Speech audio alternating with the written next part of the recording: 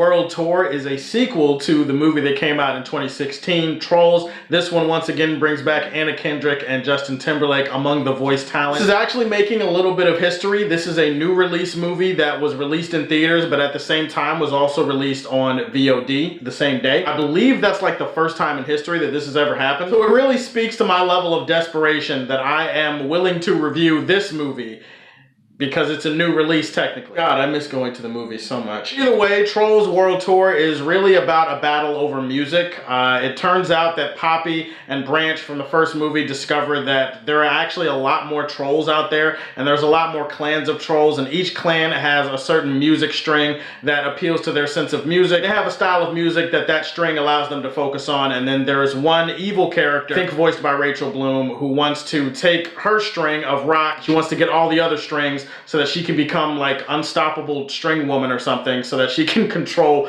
the rest of the music and basically make everybody listen to rock. So they have to stop her from making everybody listen to rock, I guess. I mean, you know, it's a kid's movie, so I feel like kids should enjoy this one. It's got good animation. That's the one thing you can say about DreamWorks. They're usually on top of their game in terms of animation. This movie has pretty beautiful coloring. It has good detail. It has good range of motion and movement with the figures and the people that they've drawn and animated for this movie, so I really appreciate that the animation doesn't slack off in this one. If you're looking for all of that, if you're judging that, no complaints there. In terms of the voice talent, everybody does a capable job. If you enjoyed Justin Timberlake as Branch, if you enjoyed Anna Kendrick as Poppy, or Queen Poppy as she is in this movie, then you'll probably enjoy them again in this movie if you liked those characters. I think George Clinton and Mary J. Blige probably stood out the most to me. They star in this movie as the king and queen of funk. They're the funk trolls, and so that was kind of a fun little part of the movie that I really appreciated when they were in it. I think the movie has a decent message. This movie is all about obviously everybody having different tastes in music and everybody coming from different backgrounds and different places. Basically, embrace your differences, but also don't let that drive us apart. We can all harmonize, we can all coexist, even if we're different, even if we have different tastes in music. That's basically the message of this movie.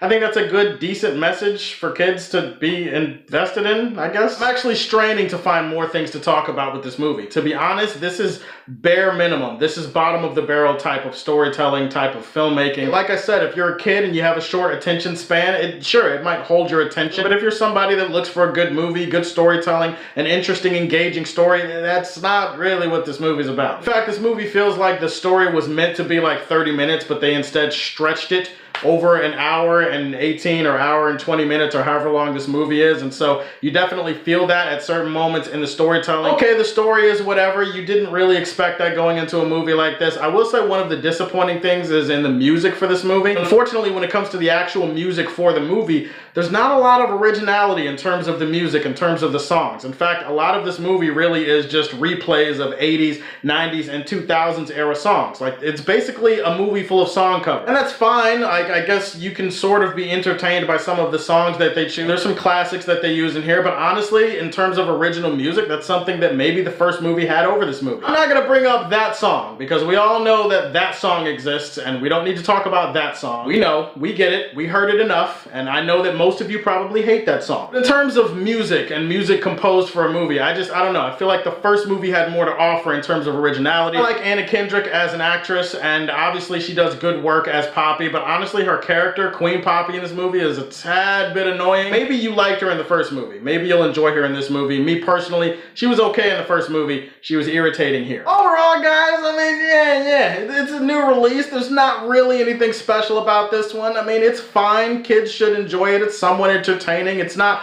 awful. It's not horrible. It's just kind of whatever. I think I slightly prefer the first one, but then again, I don't really care about the first one that much, so I don't know, maybe this movie just isn't for me. Trolls World Tour was alright enough, and I'm gonna say this one belongs in the Fortress of Solitude. Did you see the first one? Do you like that song? Go ahead, just tell me. Tell me if you hate yourself for liking that song. Please like and subscribe to the Superfan Show. Stay tuned for more videos, and as always, if you like what you see, tell me how you feel, and stay tuned to hear more from the Man of Steel. Peace.